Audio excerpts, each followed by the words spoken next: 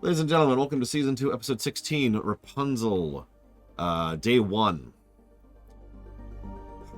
Uh, so... I... 2 for 2 so far, in us just doing rando episodes rather than plot episodes. This... I mean, if you want to get a career in lawyering, Loke, you could argue that this has some plot relation. Unfortunately, I already have a career in judging, so overruled. In all honesty, yeah, just push these before the tree episode, and a lot of this would actually go over. Because I get your point, I do. And Lord knows we've got some good character stuff in this episode. And while that's not necessarily plot, it is MSQ, right? It is still central core meat.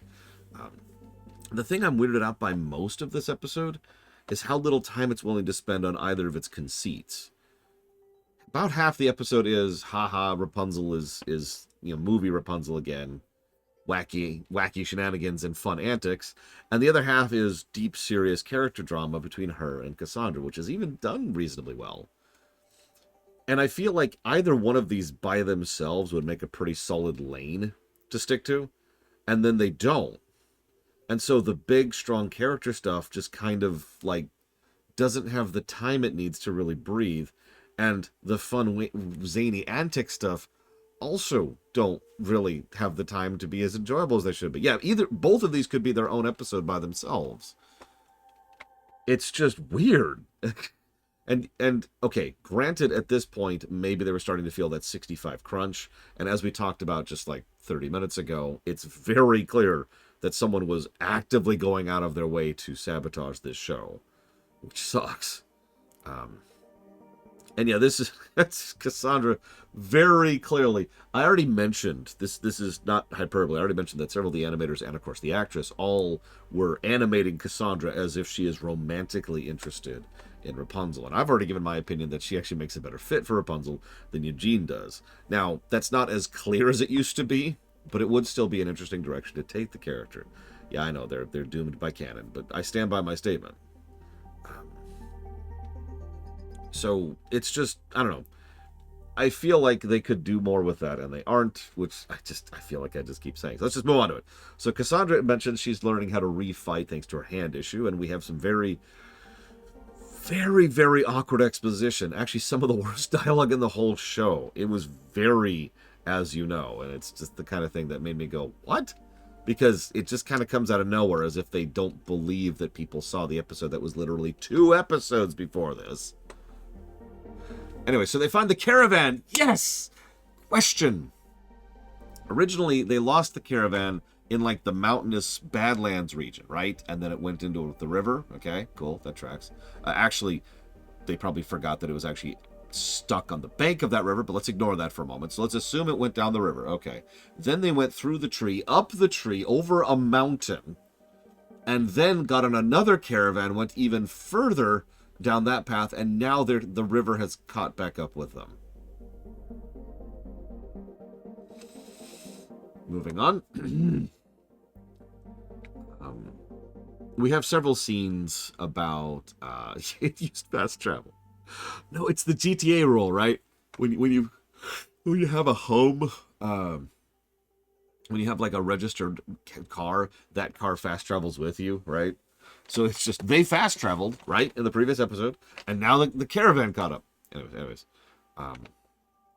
we see that the animators are doing a lot of things in this episode. I already mentioned the obvious, Cassandra has romantic feelings for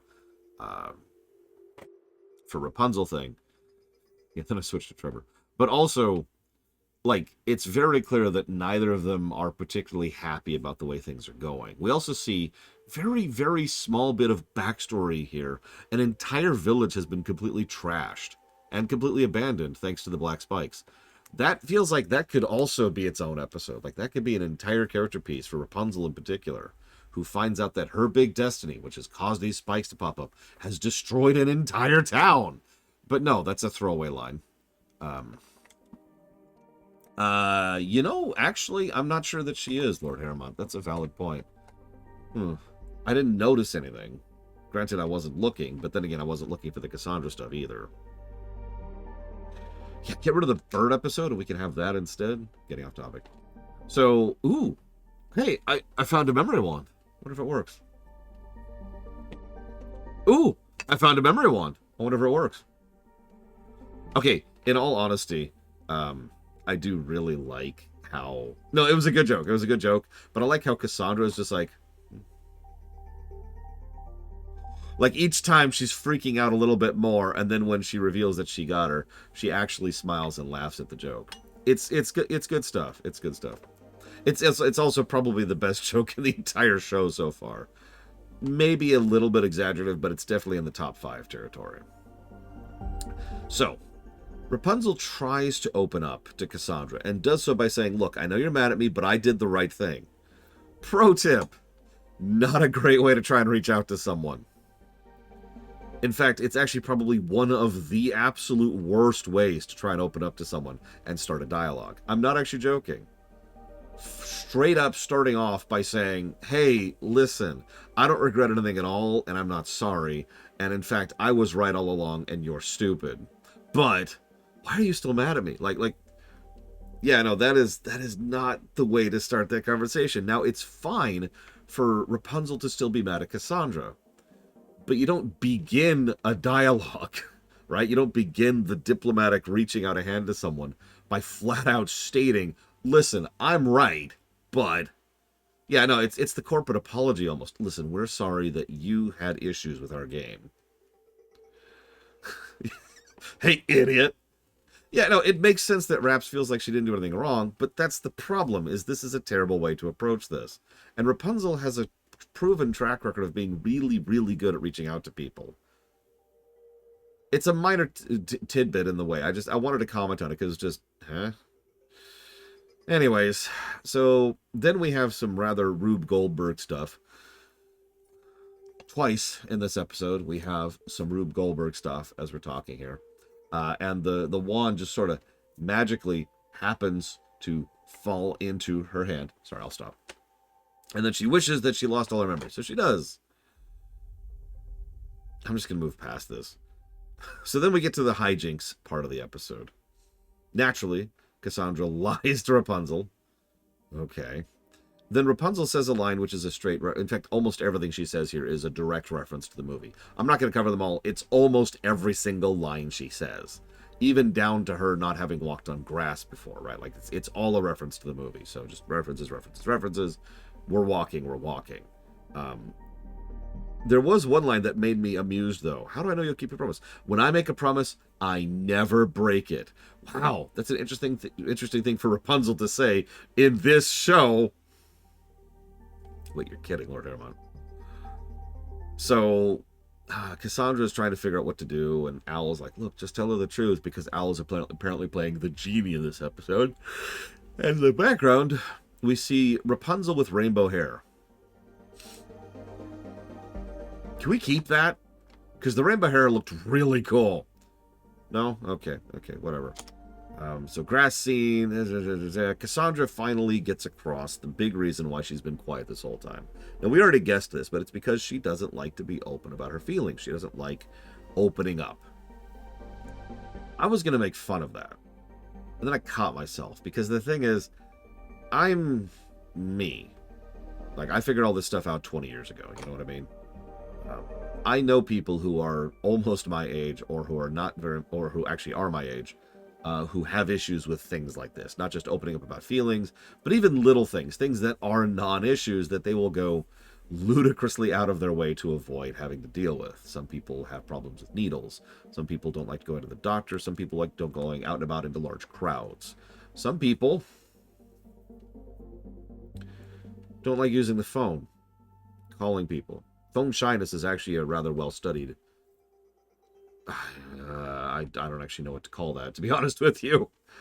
It's not like a mental disease or disorder, but it is definitely a thing, you know.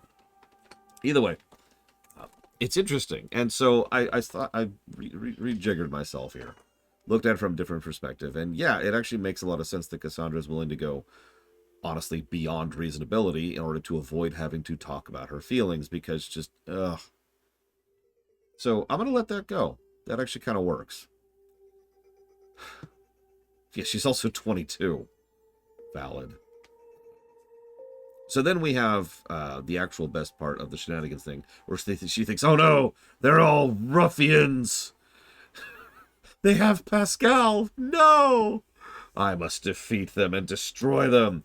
And so then we have like the movie monster bit, and we have the really, really, really, really slow Rube Goldberg thing, which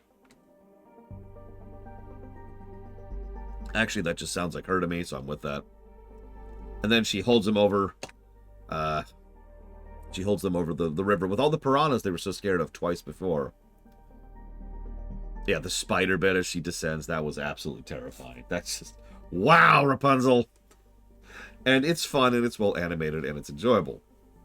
And then Cassandra's like, all right, look, no, okay, yes, obviously I lied to you. Here's the memory healing potion. Friends just know, call back, cool. And then the episode does something. And I have to pause and talk about this.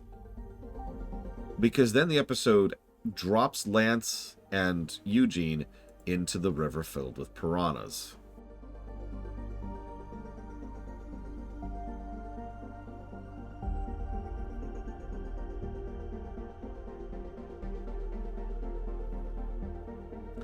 Now, real talk, my actual immediate knee-jerk reaction was, oh my god, they just killed Eugene. And that thought didn't even last a second, honestly.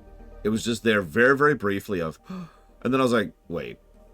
And yeah, apparently it was just played for laughs. They don't even show them being like, ow, my ouchie. No, they don't do anything with it. They're just slightly worse for wear in the next shot. Like they just wanted to increase the workload on the animators for one scene.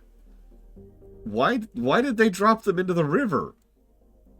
Oh no, that would be wonderful, Blade to all. I mean, that would be awful. Awful. And yeah, I know real life piranhas are overblown, mostly because of fiction, ironically. But yeah, they also showed the piranhas being like, you know, fictional piranhas earlier, so huh? It just feels like a weird scene, especially since it is immediately followed by two excellent scenes. Or sorry, it's sandwiched. Because first we have her reaching out to her, and yeah, this is very Kingdom Hearts. Not that I mind that. The idea behind Kingdom Hearts, for those of you who haven't done a deep dive into the lore of that series, like I have, please send help, is you've got your memories, right? And the memories are like a text pad, like a notebook of this happened, and then this happened, and then this happened. The text pad then like leaves imprints on your soul, for lack of a better way to call it. They call it the heart, but what they mean is your soul. The imprints are the feelings that those events caused, right? So what happens is there's several ways you can erase the notepad, completely get rid of the memories, but you cannot get rid of all of those imprints and echoes that are still on your soul. In other words, even if, you know, Sora completely forgets someone, he does not have the ability to lose the feelings that he has with and for that person, right? The etchings of the heart is what I usually called it when I was doing the lore run the last time we ran through it. So, similar vibe, right? You know, friends just know. So, you know, reach into your heart, it's cool, we're cool, and that's a good scene. I do like that. This is immediately followed by Cassandra and Rapunzel actually talking to each other and talking things out. And there's this nice bit where Cassandra actually says, don't worry, I won't always be mad at you. Because, and I like this, at the end of the episode, they're both still mad at each other. It's just they have opened a dialogue about it. That's actually an awesome lesson and very realistic and true to life, because sometimes you just screw up something, or they screw up something, or you both screw up something. You're still friends, right? It's just you're mad at them. And, well, that just sits there until you've successfully processed past it. Until enough distance is there to the point where it's like, okay, now we can just move on and just stop thinking about it. There's no real, like, magically making the anger go away, because that's honestly not very realistic. Especially if neither side is really willing to admit that what they did was wrong. Which is definitely true in this case. Rapunzel does think Cassandra should have had her back, and Cassandra does think Rapunzel should have had her back. And, well, honestly, the episode kind of showed Cassandra there. But the point being that it's understandable why both of them feel this way, and why they would both stay angry at each other while still being friends. The first time I ever saw this type of more complex relationship show was actually in My Little Pony, of all things. And I remember being impressed by it because of the fact that it's so rare. The overwhelming majority of time, fiction treats it like the anger has to go away for the friendship to continue. And that's just nonsense. So I do like the way this ends, and I do like a lot of the character beats, and I do like a lot of the fun beats. Which means now we have to rate this.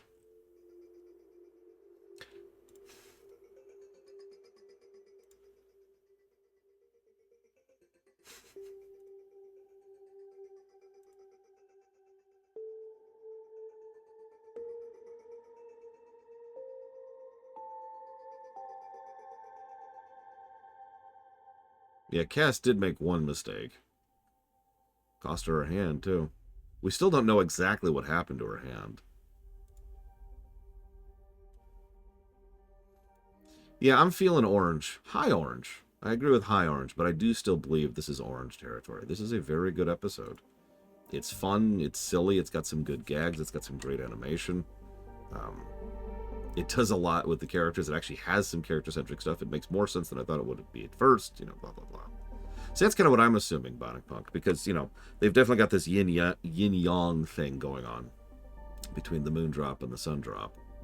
Still don't know why that's a thing, but whatever. I suppose we'll find out. But not next episode. So, continuing the trend, do you think the next episode will be plot or filler? I've already given my prediction, but on the off chance you haven't heard it, my prediction is filler. And filler. And filler. I think the next 3 episodes are all going to be filler. I'm willing to make that prediction right now without changing that at all, because I analyze fiction for a living. I don't know how else to add that. Anyway, so next episode is season 2, episode 17, Mirror, Mirror.